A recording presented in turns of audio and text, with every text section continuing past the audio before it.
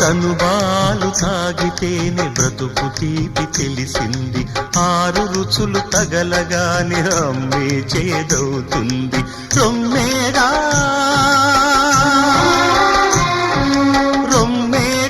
అందిల్చెను జీవితాన్ని నోటికి, అమ్మేగా తన నెత్తురు నింపెను నీ ఒంటికి.